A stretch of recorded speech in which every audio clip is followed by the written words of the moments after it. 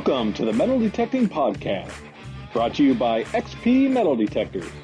We're digging the plugs and pinpointing the topics you want to hear. Now here's your hosts, Dave Kimball and Grant Hansen.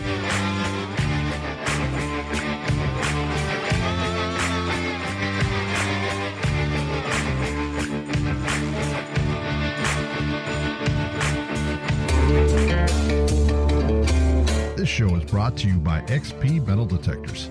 XP Metal Detectors is a high-end, innovative metal detector company with high-end metal detectors, coils, and pinpointers. For more information, go to xpmetaldetectors.com. For a dealer near you, try a Google search or go to xpteamusa.com.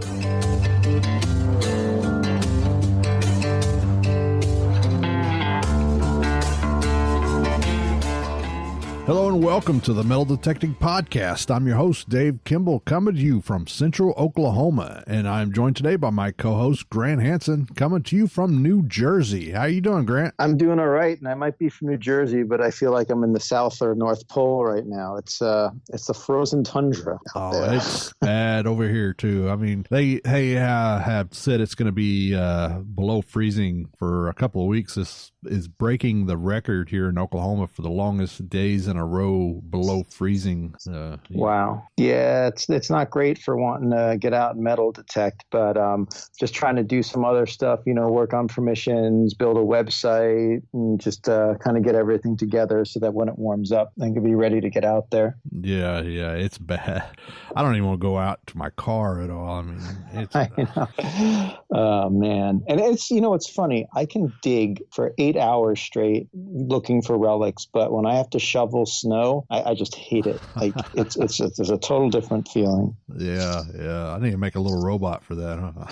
Yeah, you could do it. You get like a remote control four-wheeler, put a plow on it, and then you'd be all set. One of those little the vacuum robots. Oh yeah, that's funny. My neighbors across the street have hot water running under their driveway and their sidewalk, so they just turn that on anytime it snows, and it never accumulates. It's awesome. Oh, really? Huh. Yeah, I'm jealous.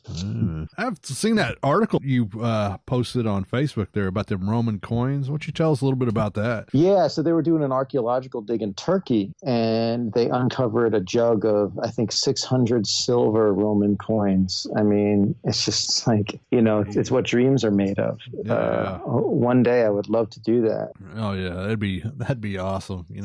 I'd love to just travel overseas and be able to hunt and these really, really old spots, Yeah, it'd be interesting to know the laws in each area. Like Turkey, for instance, I mean, this happened to be found on an archaeological dig, but if you were just out there metal detecting, I don't think you're allowed to keep anything. You have to declare or hand everything over. So I'd want to go to the more friendlier countries. Yeah, right. Yeah, we talked to Pete Sorrell on our last podcast about the Dig Stock Mini, and from what I hear, that's sold out now. Is that right? It is completely sold out. So, when we aired this show 2 weeks ago, I think they had about 12 tickets left, and those sold not too long after that. So it sounds like it's going to be a great event. I wish everybody good luck. Yeah, I wish I could be there. I got a lot going on here right now. I was going to go, but I just got trying to get into a new job and all this stuff, so I've been pretty busy. Maybe next time, maybe the Dig Stock I'll be able to go to. Yeah, that'll be great. That's the next one. Pete and his partners are planning on upstate New York. It's going to be over 1,000 acres. A lot of fun.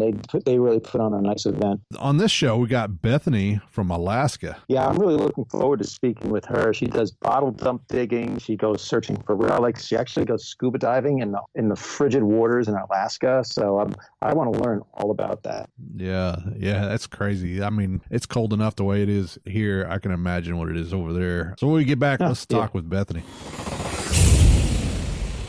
Hey guys, RC here with XP Team USA. If you want to sit back, relax, and just watch some fun and entertaining detecting videos, head on over to YouTube and search for my channel, RC's Dirt Therapy. I promise it will be worth the subscribe.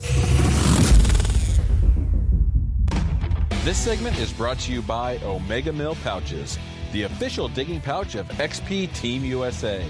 If you're looking for a rugged, hunt-tested, washable pouch, look no further than Omega Mill.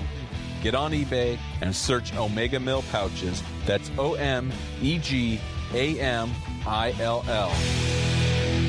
Tonight we welcome someone who searches for treasures no matter how cold or how deep. You may know her as Alaska Relic Hunter. Let's give her a warm welcome to Bethany Crenshaw. How you doing, Bethany? I am doing good. Thank you. Yes, welcome to the show. And let me just start off by saying, because I watch what you do, I've seen pictures of what you do, and you got to be a little bit crazy, right? I mean, you're in a freezing climate, and on top of that, you dive into freezing waters. And we'll talk about diving in a bit, but how did you get started in all of this? Well, it was kind of by accident, and I was out with my family.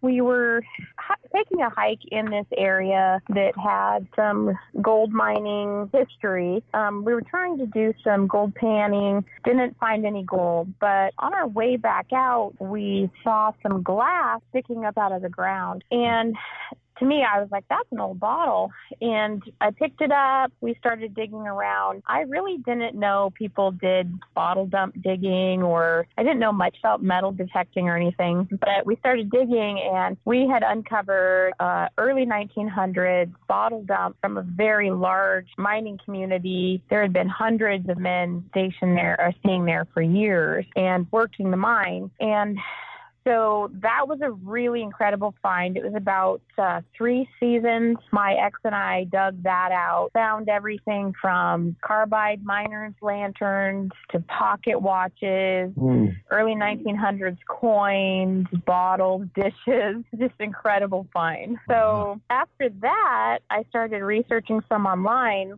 and then found out it was a hobby that a lot of people did. And it just kind of took off from there. We ended up buying our first metal detector and then a few more after that. And yeah, lots of research and started trying to find history.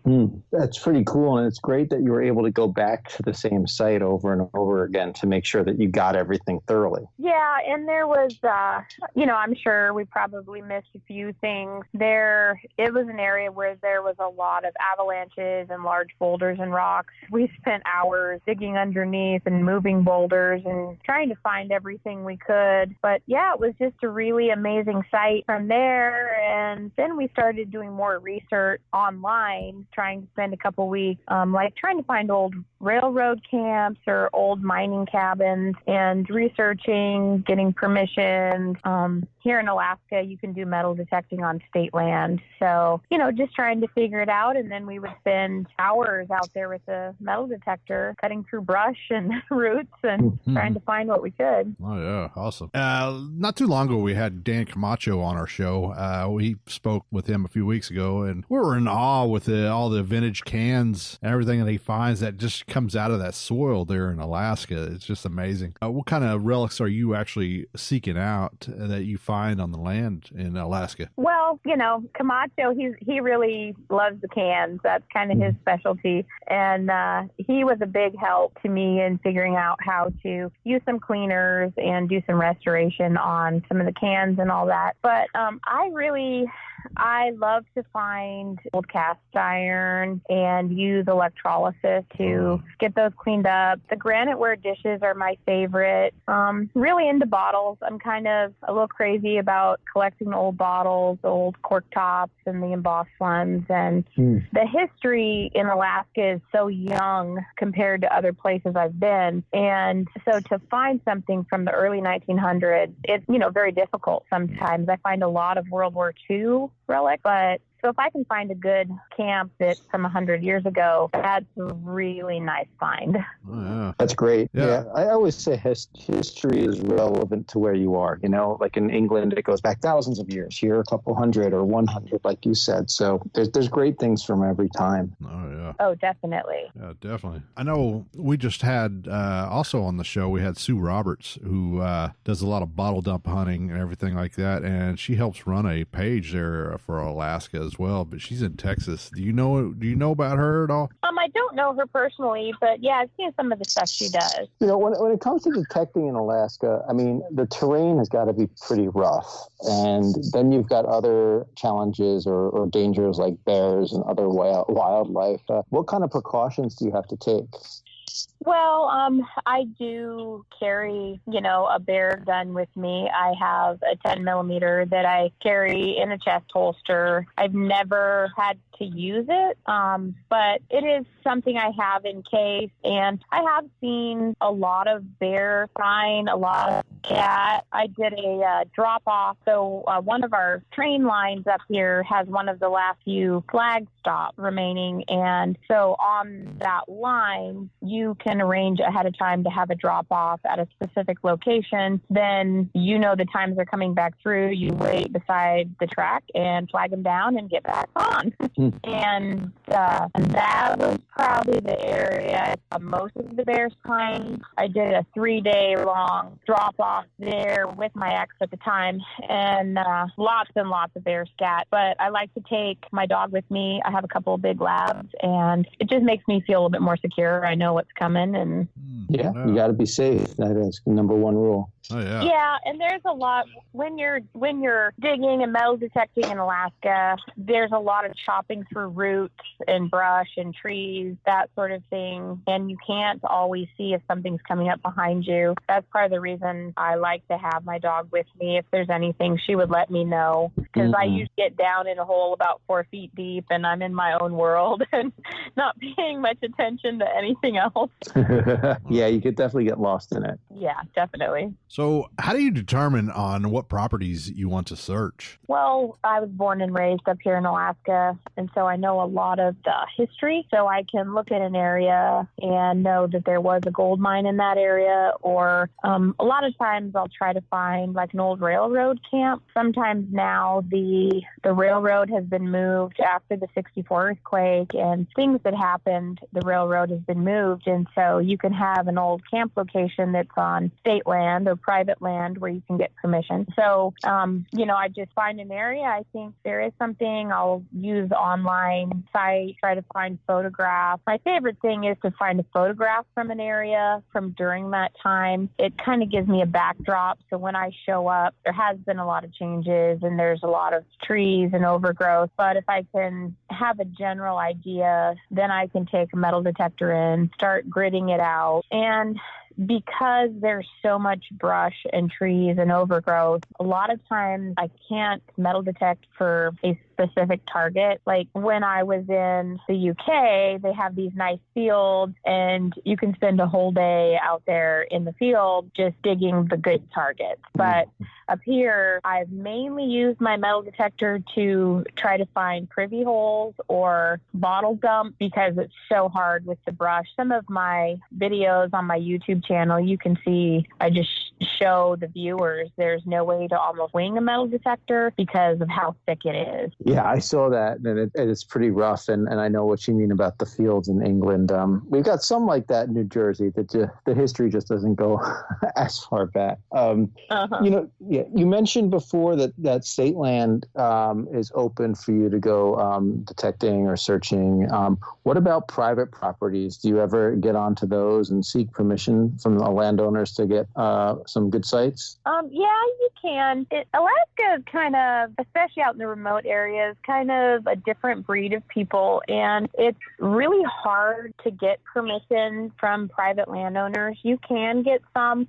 There's a lot of people that have moved to Alaska to get away from civilization, and they don't want you coming on their property. They have a lot of no trespassing. They might need you with a shotgun. So, the private permissions are definitely harder. I really enjoy if I can find a bottle dump on a creek or a river, because we have really good waterway rights and it's public land use up to high water mark. So something like that is easier if I want to get in and dig in a bottle dump. But, there's always something. You just have to do your research and ask and spend time searching. Oh, yeah. Let's talk about, I know you like to water hunt, and and you do a lot of diving. So how did you get started in diving, and was that prior to treasure hunting or after? Well, the diving has been fairly new for me. I kind of had a rough 2020 like a lot of people did, and I ended up going through a divorce in the spring of 2020, and I just needed something for myself, something to make me happy, and the diving was a very spontaneous decision. I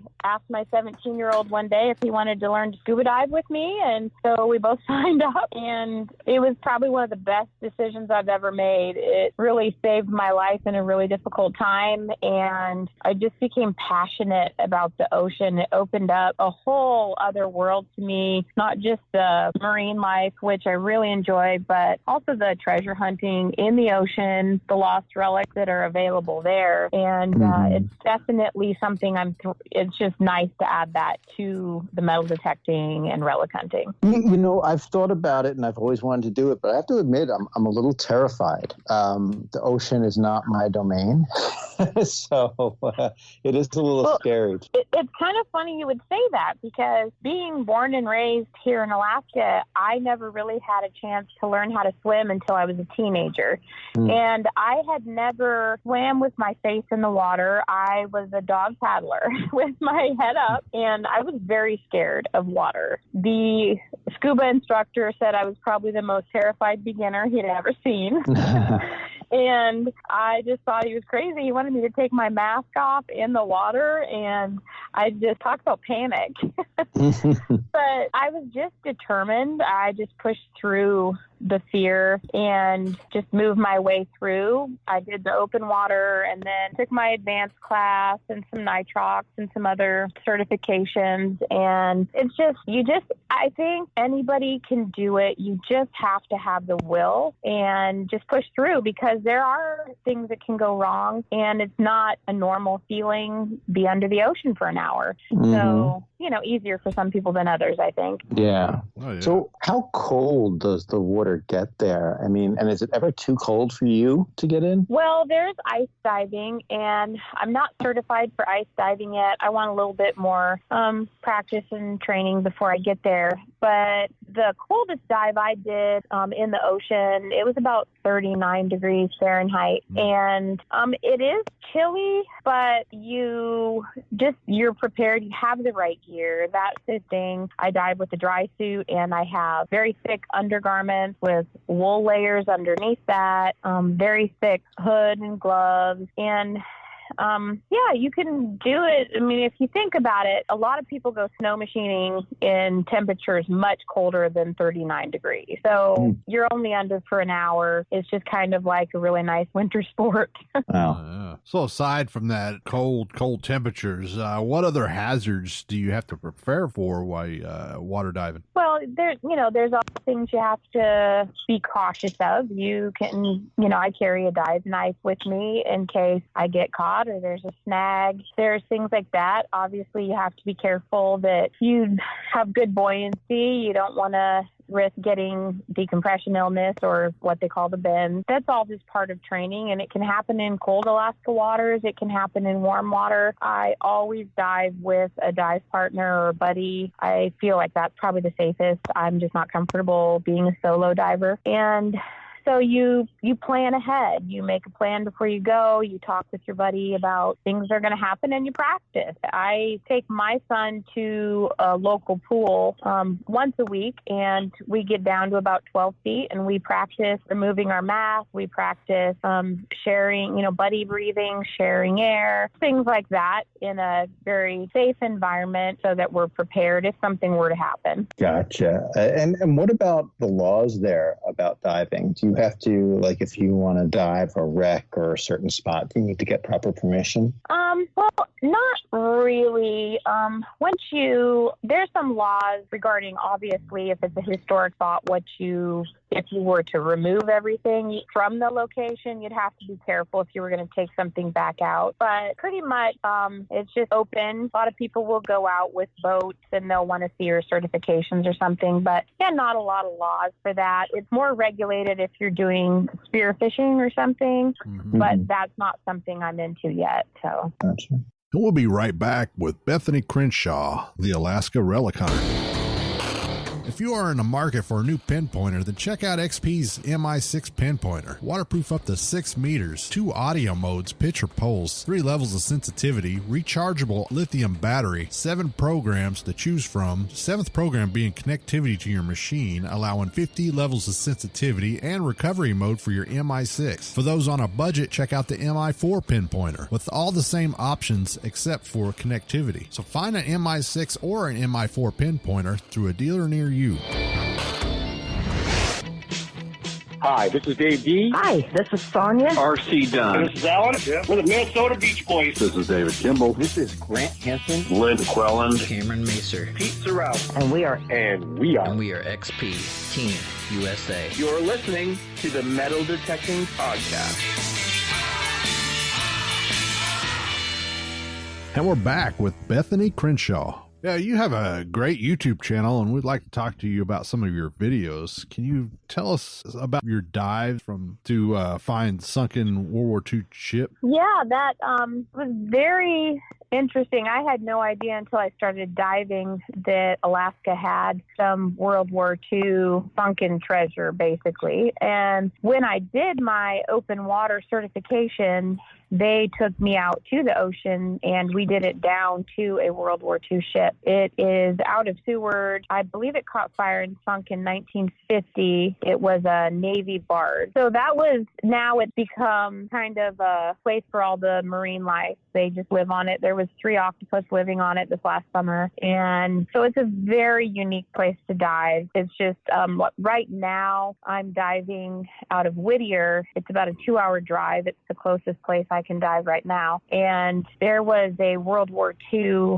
dock that caught fire and went down there. So my buddies and I, we dive around the dock. There's some really cool World War II bottles. We found some World War II Coke bottles, some unique pieces that went down with the dock there. Oh, that sounds pretty awesome. It's got to be a whole nother world diving around, and there's just like a ship just sunken at the bottom. It is. I dove, I think back in November, I flew to Juneau and dove with friends there, and that was not very good visibility. So that one was really interesting because I didn't know the area. We did a shore dive, went way out there and swimming along, and all of a sudden, a few feet in front of you, this massive ship just looms up. And it kind of catches you off guard for a minute because visibility, I think, was 5 to 6 feet. And then all of a sudden, here's this massive ship in front of you. So yeah, it's pretty wild.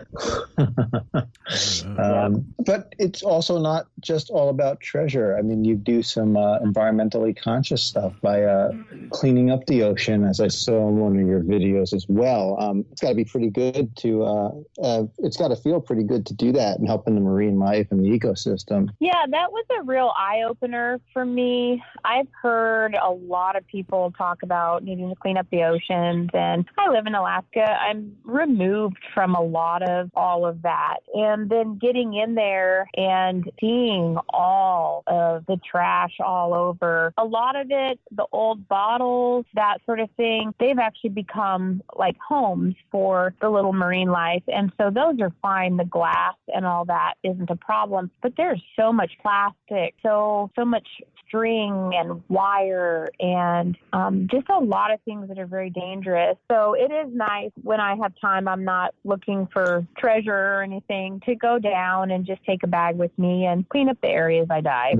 We've all seen the videos of other countries like dumping, like they got a river of trash coming through, and it's insane how much trash goes through the ocean. I mean, they even still dump trash in the oceans today, and it's just insane.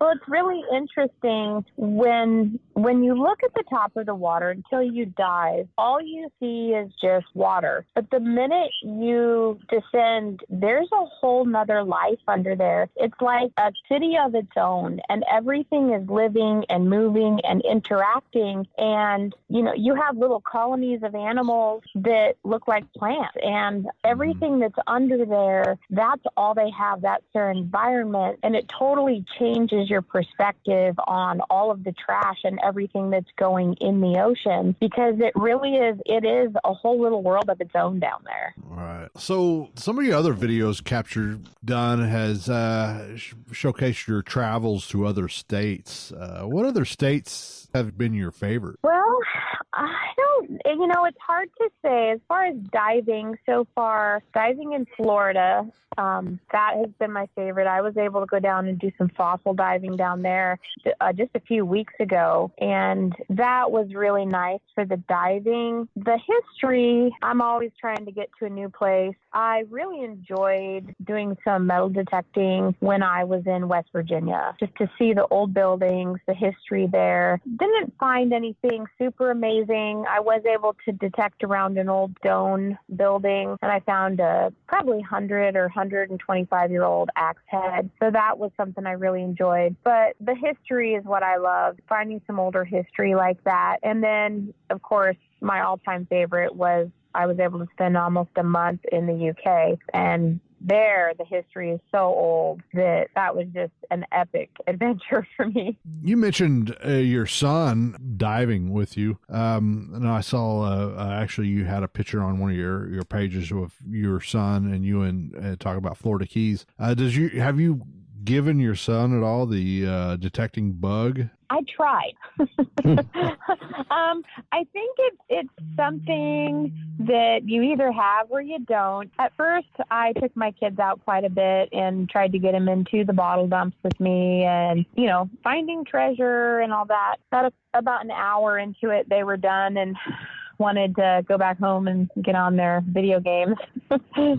So, yeah, he's not really into the metal detecting, but he has definitely got into the diving, and that's been a really good thing for him. I think whether it's metal detecting or diving or any of that, it's really good for teenagers to find something like that has meaning. Yeah, it's great. And I want to talk to you in a little bit about your upcoming trip with him. But first, because you're from Alaska, I mean, it's such a great state to find gold and go prospecting. How do you go about getting on claims, and what equipment do you need?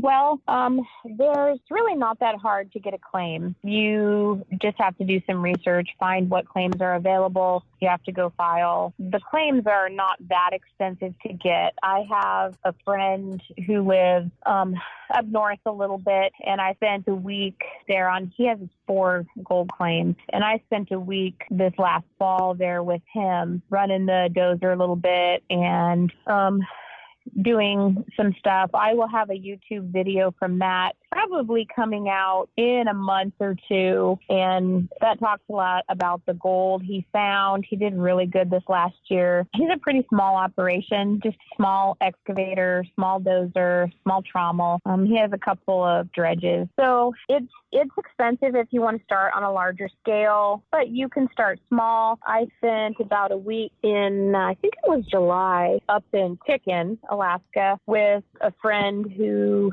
had a 6-inch gold dredge there, and we were doing gold dredging on the 40-mile river. And it wasn't too profitable, but it was enough for me to get a good taste of it. And those guys that do that dredging in that current all the time, I mean, they are badass.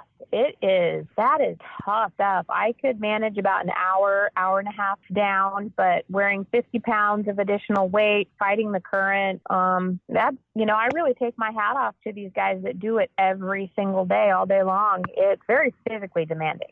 Yeah, I was just going to say it does seem very physically demanding. I kind of liken it to the guys who go into the oceans. I tried going in the water once, and the waves just beat the crap out of me. I was like, forget this. This isn't even fun. So I kind of got out of there. All right. Have you found any gold at all with metal detecting at all in Alaska? I have not. I've had a lot of people ask about that. I think if I took my metal detector and ran over some tailings or something, I might be able to find some, but it's not a real popular thing that I know of. Most people are either dredging or panning or something like that. Right. Mm-hmm. So getting back to your son and diving, I understand you're taking a big trip with him pretty soon over to Egypt, and you're going to go diving there. Is it just going going to be for fun diving? You're going to be looking for anything? Can you tell us about that trip? Yeah, it's actually a graduation trip for him. He has about a year left. He's in middle college, and he's planning on going into the military. And so I just wanted to do something really special with him. And so we're going to be gone for about 3 weeks. We are going to be spending about a week in Florida. He's going to be getting his advanced open water certification. I'm going to be working on my rescue diver certification, maybe some fossil diving. And then we're going to head over to Egypt. We'll be over there for about 10 days, I believe. I think 5 days of that, it's going to be diving in the Red Sea. And then a few days just seeing the pyramids and doing some of the touristy stuff. It sounds like an amazing trip, and what a nice graduation gift. Oh, yeah. That's yeah, awesome. he's pretty excited. Oh, yeah, I bet. So where else will you be traveling this year? Well, I have lots of plans, as always. I would like to... I've had a lot of invitations from a lot of my viewers to travel and find treasure in different places. I would like to get down south again, maybe do some stuff in Texas, and I would like to make another trip back out to Las Vegas, which is kind of funny because I don't gamble at all, but there's some history in that area, and I did a trip to dive near the Hoover Dam last September and didn't quite get to spend enough time there. I needed more time than I got. So that's probably on one of my things I want to do this year too. So with all the different places you've traveled and searched, whether it's on land or underwater, what's topping your bucket list right now? What do you really want to find? Wow. Well, it's kind of hard to say. There's so much. I would like to find a Roman coin. I have been invited back to the UK by several friends, and in my time over there detecting, I never got to find a Roman coin. That's kind of one of my bucket listers, and I want to go back and spend some more time mudlarking on the Thames River. That was really a highlight for me. So yeah, I love it over in England. I'm dying to get back once travel restrictions ease up and they come out of lockdown. I want to hop on a plane and get over there. Oh, yeah. Yeah, I heard they just opened up for the locals to do some metal detecting again over there. So I have a lot of friends that are very happy. Yes, they are. Yeah, so I got to ask you, like I ask everybody, if you were ever given a one-day pass to metal detect anywhere in the U.S. that's always been off limits to everybody, where would it be? Wow. Well, it would probably have to be a Civil War battlefield. I'm sure everyone says that. But that would probably be one of the areas, find some history from that. It was just such a monumental time for our nation, and to be able to go onto one of those battlefields and try to rescue history from a place like that, that would probably be my choice. Right. Yep, that is a popular answer, that's for sure. Yes. Well, hey, listen, Bethany, we really thank you for joining our show tonight.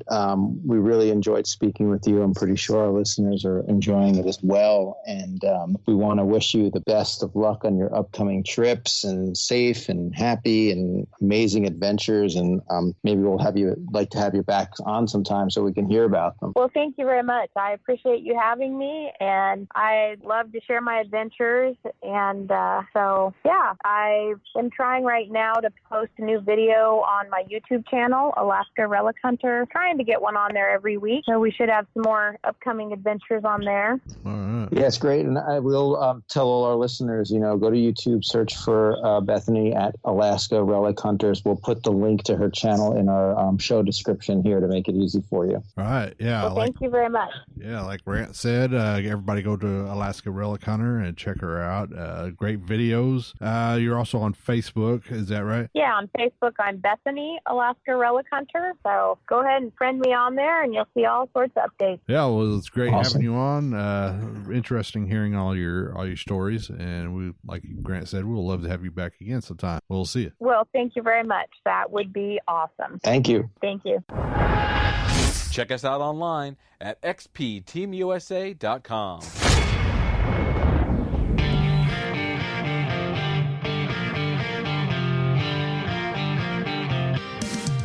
XP has introduced its new ORX machine, a high-end machine at a mid-range price. The ORX has 4 factory preset programs, 2 gold, 2 coins, also 2 user programs. The ORX comes with a high-frequency coil and is compatible with the X35 coils. The ORX is now available in the USA. All right, that was Bethany from Alaska. Great talk to her. Very interesting stuff. Yeah, definitely. And I'm really interested in talking to her when she gets back from Egypt. It sounds like that's going to be a great trip and probably quite different than what she dives for in Alaska. Yeah, I can't imagine diving in Alaska. Jeez. No. I mean, I don't want to go outside to bring the trash out right now. It's just like submersing myself in water. No thanks. Yeah, no, not for me. Yeah. So check out our YouTube channels. Go to Metal Detecting Podcast and subscribe to us on YouTube. We're trying to build that channel up a little bit, so try to help us out some and subscribe to us there. Like our videos, our podcasts, and also go to Grant Hansen's YouTube channel and subscribe to him too. He's got a lot of great stuff. Yeah, thanks. And trying to get more content in the winter. It's a little challenging, but I got some ideas in mind. And as always, log on to our Facebook page and join it, XP Team USA. That's where you can keep up with all the latest. Yes, and check us out on YouTube too, XP Team USA, as well as Instagram and all the other platforms we're on. Just check whatever platform and type in XP Team USA, and most likely we're on there. And if we're not, let us know and we'll try to get on there. Yeah, and just real quick too, people always ask me, where did I get my beanie or where did I get my hoodie?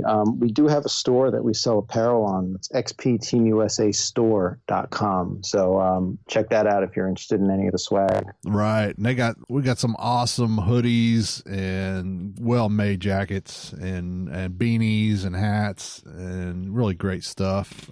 Make you look better while you're out there metal detecting. Exactly. It's all about how you look, right? Right. Yeah. So we'll come back. It'll be February 26th, and we'll see you then. All right. Take care, everyone. All right. See you.